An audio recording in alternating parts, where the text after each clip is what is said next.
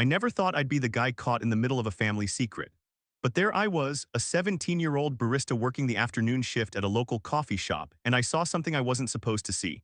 It was a random Saturday, middle of May, right before the dinner rush. We were slammed.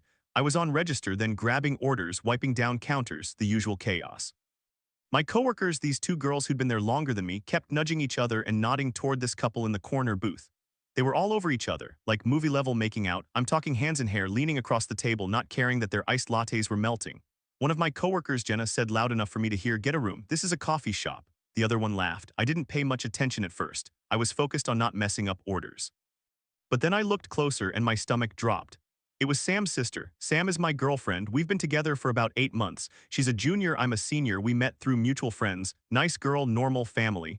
Her sister, let's call her Emma, is 24. She's engaged to some guy named Ryan. They're supposed to get married in July. I've met Emma maybe 3 times.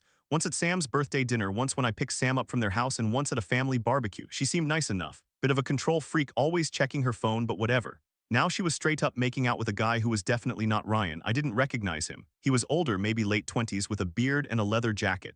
They were in that booth for about 45 minutes. I kept my head down. I didn't want to be involved. I figured, not my circus, not my monkeys. I just cleaned tables, refilled sugar caddies, and pretended I hadn't seen anything.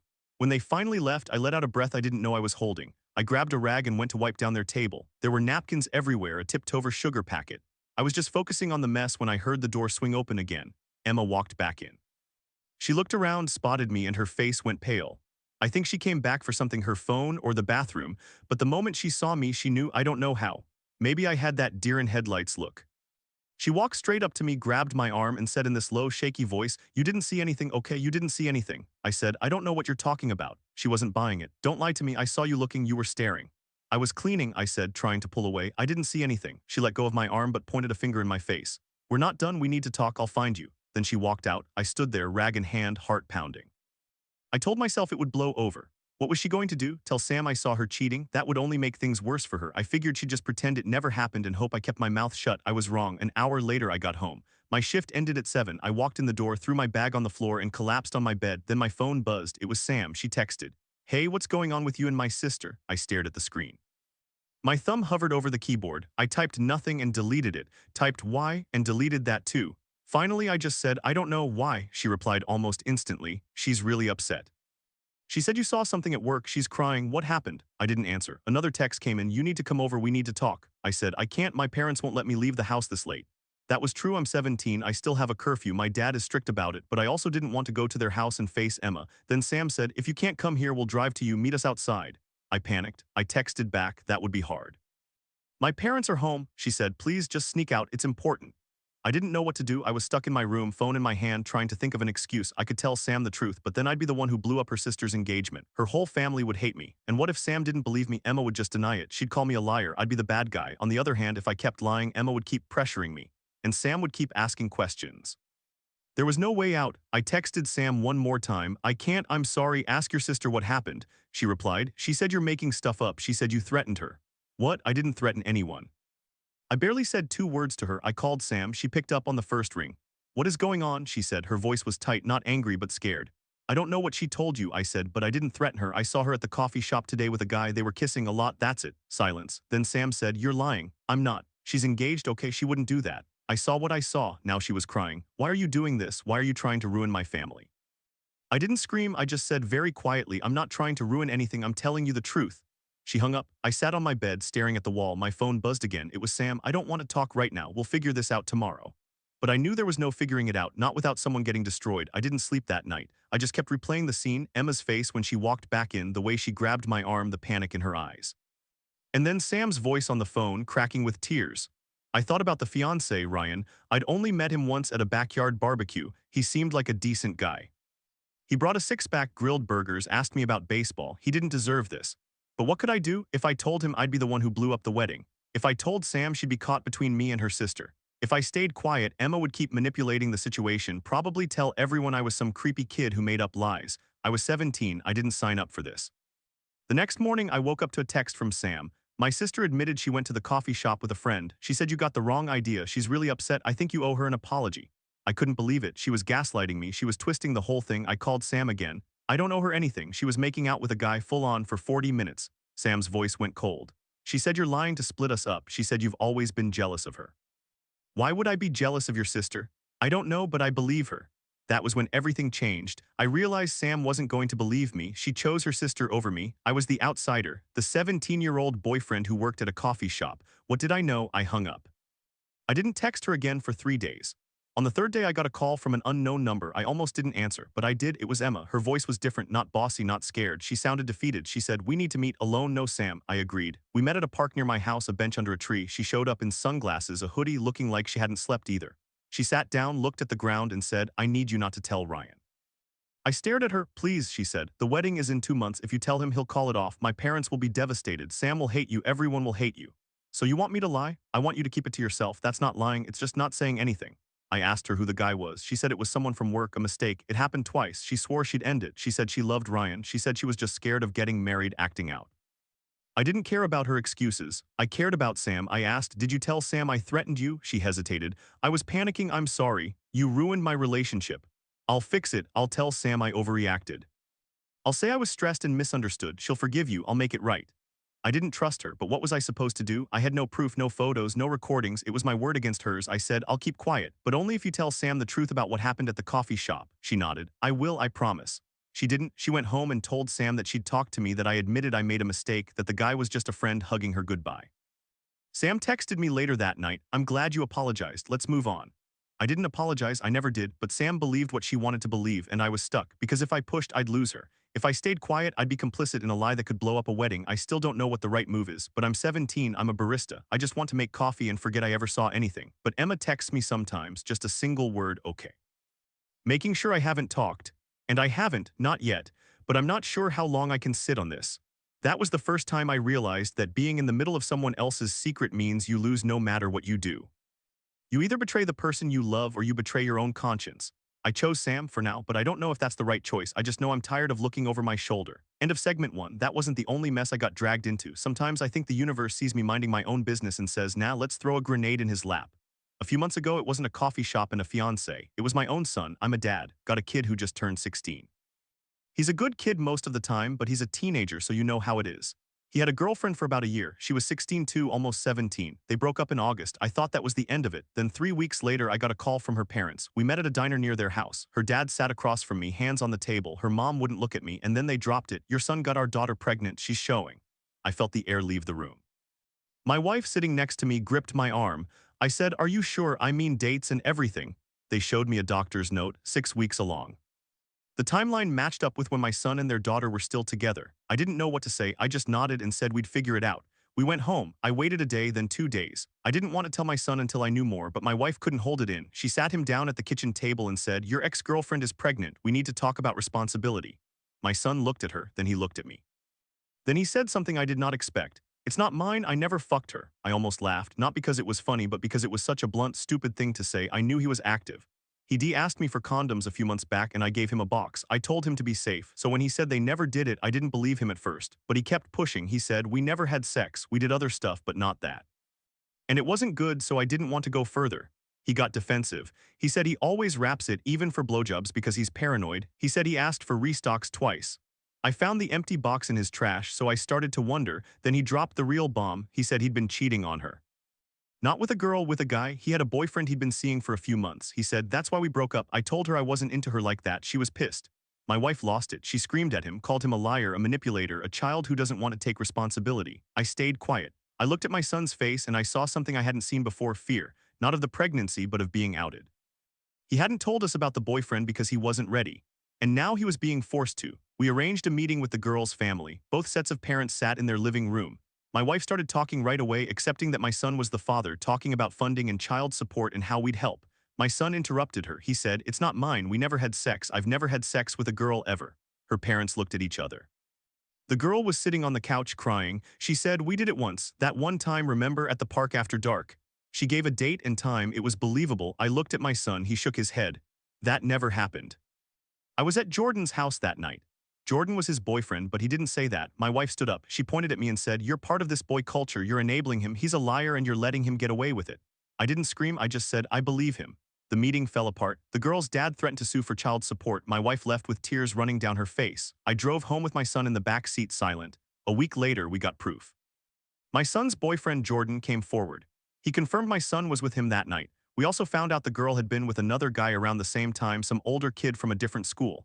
My son took a paternity test the day it was legal. It came back negative. He wasn't the father. My wife still didn't apologize. She said, even if it's not his, he still cheated. I said, yeah, but he didn't lie about the baby. You owed him a chance to be believed. She said, he's a liar about everything. I said, except this. We're still sleeping in separate rooms. My son hasn't spoken to her in 3 weeks. I don't know if our marriage survives this. But I do know that when your own child tells you something, you need to listen, even if it's hard, even if it means tearing apart what you thought you knew. That whole thing made me realize that secrets don't stay buried. They just wait until you're not looking and then they explode. Like with my roommate, different story, same lesson. I'm 21, female, living in a 2-bedroom flat with a roommate I'll call Tina. We've lived together for a little over a year. Split rent and bills 50-50. Not super close, but friendly. It worked fine until she started dating a guy named Kyle about 6 months ago. At first, he came over once or twice a week. That's normal. Then it was 3 times, then 5, then 6. Then he started staying over for whole weeks at a time. He wasn't on the lease. He didn't pay a dime. He didn't bring groceries. He didn't clean, nothing. I tried to let it slide. I didn't want to start drama, but the shower thing drove me insane. Kyle showered constantly, twice a day minimum, sometimes 3 times, and every single time he used my stuff, my shampoo, conditioner, face wash, razor, deodorant. I noticed. I'd buy a new bottle of shampoo and it would be half gone in a week. I moved all my toiletries into my room, carried them back and forth like I was hiking a trail. I brought it up to Tina gently the first time. She said, oh, he probably didn't realize. I brought it up again, more direct. A month later, she said, you're being dramatic. I said, he's using my razor, Tina, that's disgusting. She rolled her eyes. Then I started noticing other things. My food was disappearing. My leftovers from the fridge, my snacks, my drinks. I'd buy a pack of soda and it would be gone in 2 days. I texted Tina, can Kyle buy his own stuff? I'm not his personal shopping service. She said, he's just hungry, okay, stop being controlling. That was when I told her I wasn't comfortable with him showering here constantly, especially since he didn't contribute. She got defensive. She accused me of not wanting her to be happy. I said, I'm fine with him visiting. I'm not fine with him living here for free and using everything I buy. She stopped talking to me. For a week we barely said hello. I thought about moving out, but leases are hard to break. Then things got weird. I came home early from work one day. Kyle was in the living room sweating, pacing. His pupils were huge. He looked terrified when he saw me. He muttered something about a job interview and left. I went to the bathroom. The shower was still wet, my soap was out, and I saw a small plastic bag on the corner of the sink, empty with a little white residue. I called my mom, she's a nurse. She said, that's probably meth or heroin, get out of there. I didn't scream. I went to my room, locked the door, and called the landlord. The landlord said he couldn't evict Kyle because he wasn't on the lease, but he could talk to Tina. I also called the non-emergency police line. They said they couldn't do anything unless I had proof he was dealing. I sat on my bed, phone in hand. I thought about everything, the constant showers, the sweating, the weight loss I'd noticed but ignored, the way he'd disappear into the bathroom for 40 minutes. It all clicked. I confronted Tina that night. I said, is Kyle using drugs? She went pale. She said, that's none of your business. I said, it's my business when he's doing it in our apartment with my stuff. She started crying. She said she didn't know for sure, but she suspected. She said he'd been acting strange, stealing from her purse. She said she was scared. I gave her an ultimatum. Kyle is never allowed back, or I call the landlord and file a formal complaint. She agreed. I texted Kyle, you're not welcome here anymore, don't come back. He responded with a bunch of insults. Then he started calling Tina, begging her to let him stay. She blocked him. 2 weeks later, I found out from a mutual friend that Kyle had been arrested. He was cooking meth in his cousin's garage. He'd been stealing from his own family for months. Everyone in his life had cut him off. The constant showers, he was sweating out the toxins. The razors, he was using them to shave his arm hair for injection sites. I almost threw up. I had shared a bathroom with a meth cook. He used my razor, my deodorant, my shampoo. I felt violated, but also relieved. I got lucky. Tina and I don't talk much anymore. She moved out at the end of the lease. I live alone now. I lock my bathroom cabinet. I don't let anyone borrow anything. And I never ever ignore my gut again. Because that's the thing about red flags, they're not always obvious. Sometimes they look like a boyfriend who showers too much. Sometimes they look like a sister who begs you not to tell. Sometimes they look like a wife who won't believe her own son. But they're always trying to tell you something. The question is whether you're willing to listen before everything falls apart. But that wasn't the only secret I've ever had to carry. A few years earlier, back when I was 17, I walked into a situation that twisted my stomach into knots and left me lying awake at night, staring at my ceiling, wondering if I was about to ruin someone's entire life or get myself wrecked in the process. I worked at a coffee shop. Nothing fancy, just a local place with mismatched chairs and a pastry case that never seemed fully stocked. Minimum wage, tips that barely covered gas. But it was my first real job and I was proud of it. I had a girlfriend, let's call her Emily. She was sweet, a year younger than me, and her family was close. Too close, maybe. I'd met her older sister, Megan, a handful of times. Megan was 24, engaged to some guy named Brad, and she had that polished, put-together look that made me nervous to make small talk. The wedding was set for July. Engraved invitations, a venue booked a year in advance, the whole deal. One Saturday afternoon, the shop was slammed. I was on register, then running drinks, then bussing tables. My coworker Jake tapped my arm and nodded toward the corner booth. "You see those two?" he said, half laughing. "They need to get a room. This is a coffee shop, not a motel." I looked over. A couple was wrapped around each other, full-on making out. Not just a quick kiss, we're talking hands in hair, mouths locked, the kind of thing that makes you feel like you're intruding just by glancing. The guy was tall, dark hair, not someone I recognized. The girl had her back to me, but something about her posture felt familiar. Then she shifted and I saw her face. Megan, my girlfriend's sister, engaged Megan. My stomach dropped. I froze for a second, the tray in my hand trembling. I ducked behind the counter and tried to process what I'd just seen. That guy was not Brad. Brad was shorter, stockier, with a buzz cut. This guy was lean and had that messy, artsy look. They were all over each other like they'd been holding back for weeks. I couldn't tell if they'd seen me. The shop was busy and my apron had the logo on it, but their eyes were closed most of the time. I kept my head down. I cleaned other tables. I prayed they'd leave before I had to walk past them. After about 10 minutes, they untangled themselves and headed for the door. I let out a breath, went back to work, thought maybe I could just pretend it never happened. Then Megan walked back in. She must have forgotten something, or maybe she needed the restroom. She came through the door, scanning the room, and her eyes landed on me. I was wiping down a table near the window. She froze. Her face went white, then red. She walked straight over, grabbed my arm, and hissed, "You saw something." "I know you did." I tried to play dumb. "I don't know what you're talking about. I just work here." "Don't lie to me," she said, her voice shaking. "I saw you looking. You know who I am. You're Emily's boyfriend." I didn't say anything. I just stood there holding a wet rag, feeling like an idiot. She let go of my arm and stepped back. Her eyes were wet. "We're not done," she said. "We need to talk. You can't tell anyone. Not Emily, not Brad, not anyone." "Understand?" I nodded because I didn't know what else to do. She left. I finished my shift in a daze. That night I was in my room doing homework or trying to when my phone buzzed. It was Emily. She texted, "What's going on with you and my sister?" My heart hammered. I typed back, "Nothing. I don't know what you're talking about." She sent another text immediately. "She's really upset. She said you guys had a fight at your work. She's crying. I need to know what happened." I stared at the screen. I couldn't tell her the truth. That would destroy everything, the engagement, the wedding, the family. But lying felt wrong too. I said, "I don't know. She came back in to use the bathroom and said something weird. I think she just had a bad day." Emily wasn't buying it. "She wants you to come over. She said we need to talk to you, all three of us. Can you come?" I looked at the clock. It was after 9. My parents had strict rules about leaving the house on school nights, especially after dark. I texted back, "My parents won't let me leave this late." "We can drive to your house," Emily said. "Just sneak out and meet us on the corner." I felt trapped. I said, "That's not going to work." "My dad checks on me," she kept pushing. "Please, she's freaking out. She thinks you're going to tell my parents something. Just talk to her." I didn't know what to do. I was 17 years old, working a minimum wage job, trying to keep my girlfriend happy, and suddenly I was holding a secret that could blow up a wedding. Megan had been begging me not to tell. Emily was begging me to come clean about what I saw, and I was stuck in the middle, terrified that either choice would end badly. I turned off my phone, lay in bed, didn't sleep. The next morning I had a bunch of texts from Emily. She was angry now. "Why are you ignoring me? My sister said you threatened her. Is that true?" I hadn't threatened anyone. I had barely said 2 words. I called Emily. She answered on the first ring. "What the hell is going on?" she said. "I don't know," I said. "I saw your sister kissing a guy at my work. Not Brad, some other guy." I didn't say anything to anyone. She cornered me and begged me not to tell. "That's it." Emily was quiet for a long moment. Then she said, "Are you serious?" "Yes." She started crying. Not angry crying, scared crying. "She's been acting weird for months," Emily said. "She's always on her phone hiding it. Brad's been suspicious." I didn't want to believe it. I said, "I don't want to be the one who breaks up a wedding, but I also don't want to lie to you."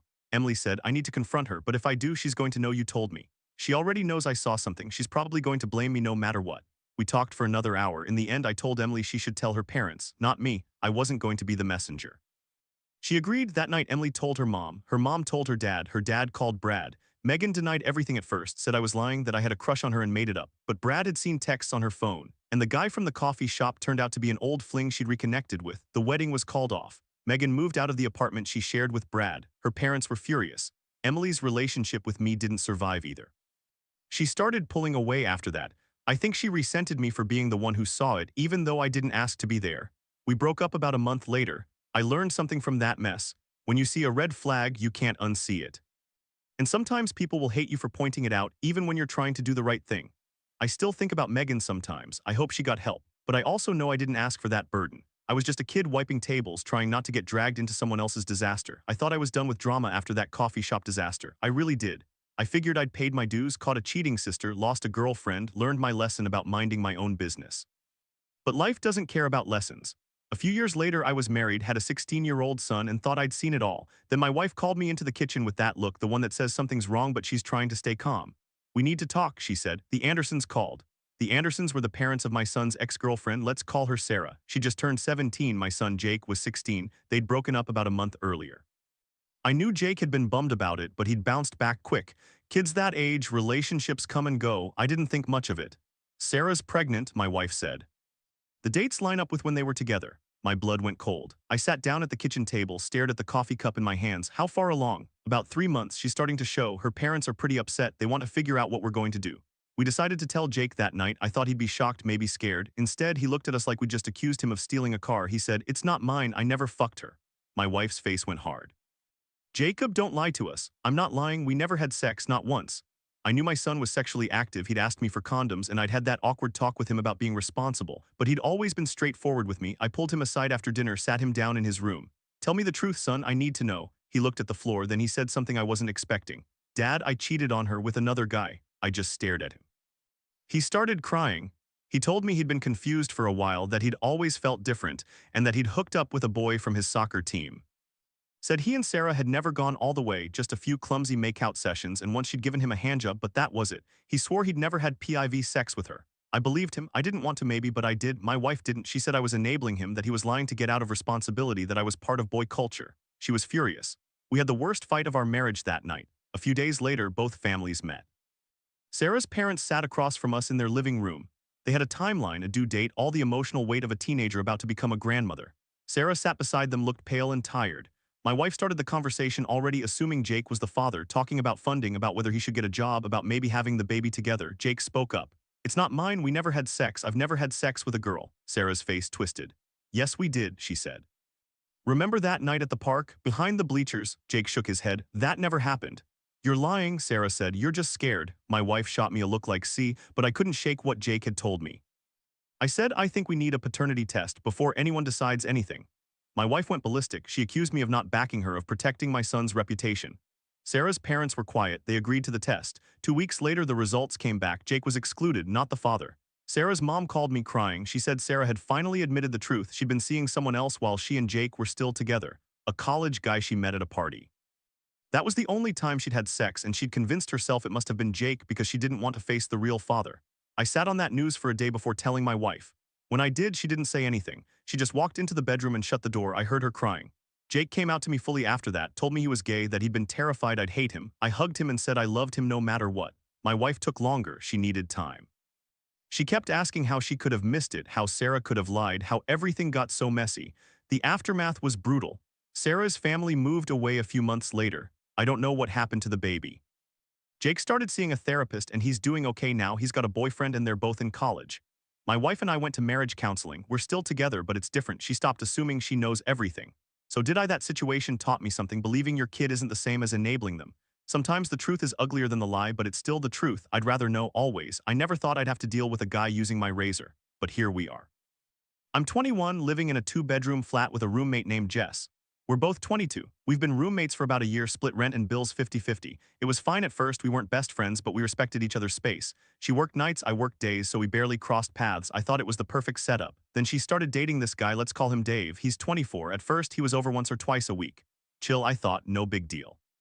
But within a month, he was there every single night, sleeping over 5 or 6 nights a week. Sometimes full weeks in a row. He wasn't on the lease, didn't pay rent, didn't bring groceries. Didn't even buy toilet paper. I told myself to let it slide. I didn't want to start drama, but then the shower thing started. Dave showers twice a day, minimum, sometimes 3 times, and every single time he used my stuff. My shampoo, my conditioner, my face wash, my razor, my deodorant. I know because I started marking the bottles with a tiny scratch. The levels dropped fast. At first, I thought maybe Jess let him borrow something once, but this was ongoing. I'd come home from work, go to shower, and my stuff would be moved.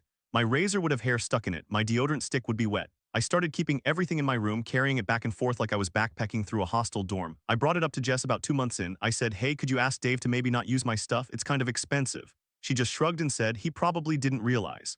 Didn't offer to replace it, didn't apologize, nothing. I let it go again. Stupid, I know, but I didn't want to be that roommate who complains about everything. Then last week, I hit a wall. I came home early from work feeling sick, honestly, and walked into the bathroom. It was in there just finishing up. The room was steamy. My razor was sitting on the edge of the sink wet, my deodorant was on the counter, cap off, I could smell my shampoo in the air. I stood in the doorway and said, "Dave, I need you to stop using my stuff." He looked at me like I was speaking another language. "Oh, sorry, I didn't think you'd mind." "I do mind, you're here every day, you don't pay anything, and you use my personal care products. It's not okay." He got this weird smile. "It's just shampoo, bro. I'm not your bro, buy your own." He walked past me without saying anything. I heard him go into Jess's room and a few minutes later Jess came out. She was pissed. "Why are you being mean to Dave?" she said. "He's just trying to be comfortable here." I said, "He's using my razor, Jess. That's a health thing. You can get infections from shared razors and he goes through my stuff like it's his." She rolled her eyes. "You're being dramatic," he stressed. "His home life is bad, that's why he stays here so much." I said, "Then maybe he should get his own apartment or at least contribute." She didn't like that. She said, "You don't know what he's going through. You're acting like a control freak." I remember standing there thinking this is insane. I pay half the rent. I have a right to not have some dude I barely know using my razor. I told her, "I'm not trying to be controlling, but I need boundaries. He can shower fine, but he needs to buy his own products and he needs to stop using mine. And honestly, he shouldn't be here 7 nights a week without contributing anything." She said, "You're not his landlord. We'll do what we want." That was when everything changed. A few days later, I came home and found the bathroom trash can overflowing with empty shampoo bottles, my bottles. He de-used the last of my expensive conditioner. I was done. I went to Jess's room. The door was slightly open. I knocked, pushed it open a little. Dave was sitting on her bed and I saw something on the nightstand. A small bag with white residue, a rolled-up bill. I froze. Jess saw me looking. She said, "It's not what you think." I said, "Are you kidding me? He's doing drugs in our apartment?" Dave stood up. "It's just coke, not a big deal. Everyone does it." I backed out of the room. I said, "I want you both out. You're breaking the lease." Jess screamed at me. She said I was a snitch, that I didn't understand, that he was going through a rough patch. I didn't care. I called the landlord the next morning. I explained the situation, non-lease occupant, drug use, no contribution. He said he'd start eviction proceedings, but it would take at least a month. That month was hell. Jess refused to talk to me. Dave kept showing up. I started locking my bedroom door at night. I kept my toiletries in a bag I brought with me everywhere. I stopped using the common areas. One night, I heard them arguing in her room, loud things breaking. I called the cops. They showed up, found the drugs, and Dave got arrested. He had enough on him to be charged with possession with intent to distribute, apparently. Jess was hysterical. She blamed me. After Dave got laid out, he never came back. Jess moved out 2 weeks later, broke the lease, and I stayed. I couldn't afford the place alone for a few months, so I found a new roommate through a friend. She's great. Pays on time, uses her own stuff, doesn't bring a boyfriend who treats the place like a free hotel. Looking back, I should have set the boundary sooner. I kept thinking I was being unreasonable, but I was. You don't have to let someone walk all over you just because you're trying to be nice. And if a guy is using your razor and doing lines in your living room, that's not a rough patch. That's a disaster waiting to happen. I still get a little twitchy when I see someone touch my shampoo, but at least now I know my gut was right from the start. I just wish I had trusted it sooner. I never thought I'd be caught in the middle of a family drama just because I was working a shift at a coffee shop. But here we are. I'm 17, working as a barista at a small shop near my high school. It's not a bad gig, tips are decent, my coworkers are chill, and I get free drinks. The only downside is the morning rush, when every table is packed and people act like their latte is a life-or-death situation. One Thursday morning in May, we were slammed.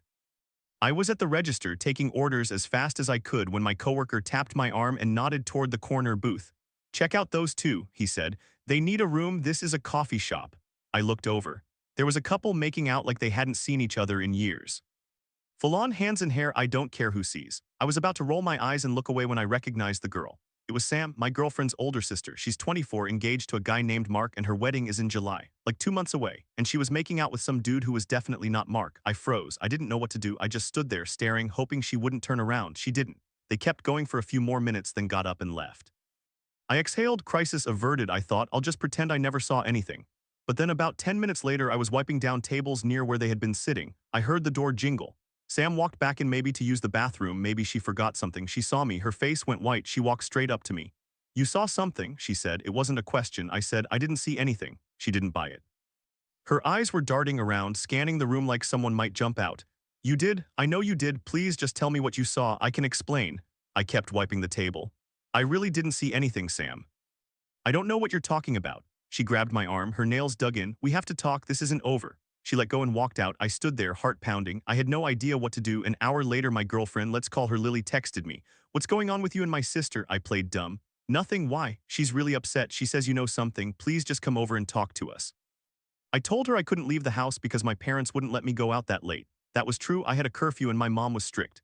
Lily said her sister would drive to my house if I snuck out to meet them. I said that would be really hard. She said, please, I was freaking out. I'm 17, I've never dealt with something like this. I didn't want to be the guy who destroyed a family, but I also didn't want to lie. I texted Lily back. Your sister needs to tell you what happened. It's not my place. That didn't go over well. Lily called me crying, saying I was keeping secrets, that her sister was accusing me of something. I didn't know what Sam had told her. I just kept saying I didn't know anything. This went on for days. Sam kept texting me, begging me to meet her alone. She said she'd explain everything, that it wasn't what it looked like, that the guy was just a friend. I didn't believe her. I'd seen them. That wasn't friendly. Finally, about a week later, I told Lily the truth. I sat her down at the park near our school and said, I saw your sister making out with a guy who was Mark at the coffee shop. I didn't want to say anything because I didn't want to cause problems. Lily was quiet for a long time, then she said, I knew something was off. She's been acting weird for weeks. She called Sam right there, put it on speaker. Lily said, I know about the coffee shop. Mike told me everything. Sam started screaming, not at Lily, at me. She called me a liar, said I was trying to break up her marriage, that I must have told Lily because I was jealous or something. It was insane. I just sat there listening, feeling sick. Lily hung up. She looked at me. I believe you, she said. I saw a text on her phone a while ago, saved under a guy's name but with a heart emoji. I didn't think much of it then. The next few weeks were chaos. Sam tried to spin it to the family, said I had a crush on her and made up the story because I was bitter. But Mark found out, I don't know how. Maybe Lily told him, maybe someone else saw them. He confronted Sam and she broke down and admitted everything. The wedding was called off. Sam moved out of the apartment they were sharing. Lily and I stayed together for a few more months, but the tension was too much. She said she couldn't look at me without thinking about her sister's betrayal. We broke up that summer, not because of me, but because the whole situation had ripped apart her family. I still think about it sometimes. I didn't ask to be in that position. I just wanted to work my shift and go home. But once you see something like that, you can't unsee it. And once you tell the truth, you can't take it back. I learned that honesty doesn't always make things easier. Sometimes it makes everything harder. But I'd rather live with the hard truth than the easy lie. I never thought I'd be the father of a teenage son who got his ex-girlfriend pregnant, except he didn't. Let me explain. I'm a dad to a 16-year-old boy. He just turned 16 and he had a girlfriend who was almost 17. They broke up about a month ago in August of 2005. 2 weeks after that, her parents called us. She was pregnant, slightly showing. The dates lined up with when she and my son were together. My wife and I panicked. We waited a couple days before telling our son. He didn't know. When we told him, he didn't even flinch. He said, it's not mine. I never fucked her. I didn't believe him at first. I knew he was active. He'd asked me for condoms before and I'd supplied them. But he kept insisting they never did it. I sat him down for a heart-to-heart. He admitted he cheated on her, but with someone else. He said he always wrapped it and had restocked from me multiple times. I started to believe him. My wife didn't. She was convinced he was lying. We met with the girl's family. My wife started the conversation, accepting that our son was the father. She was already talking about funding and solutions. My son spoke up angry. He said, it's not mine. We never had sex. Then he made a comment I'll rephrase. Apparently they only ever did oral and it was unsatisfactory, so he never went further. We raged at him for being a shithead, but I still believed him. The ex-girlfriend admitted they rarely did anything, but she described one event in detail, a time and place. It was believable. My son is a complete liar and a dog, but I believed him. My wife didn't. She said I was part of boy culture, that I was enabling him. She said children born from situations like this deserve support regardless of the father's involvement. The next week was tense. My son refused to take a paternity test until I forced him. He said, fine, but you'll see. The test came back negative. He was not the father. My wife was shocked. She started crying, not from relief, but from guilt. She had already told the girl's family we would help financially. Now that looked like a lie. I asked my son who the real father might be. He shrugged. A few days later, I found a note in his room from his ex. It said she was sorry for putting him through this, but she needed a cover because her real boyfriend was from out of state and she didn't want her parents to know. My son had been protecting her. I confronted him. He broke down and told me the whole truth. He had been cheating on her with a boy from his school. He was gay. He never told us because he was scared of how my wife would react. He said he and the ex had made a deal she'd cover for him if he covered for her. But then she got pregnant by her out-of-state boyfriend and everything fell apart. My wife lost it, not because he was gay, but because he had lied for so long. She said she felt betrayed. I tried to calm her down. I told her we needed to support our son. She eventually came around, but it took weeks.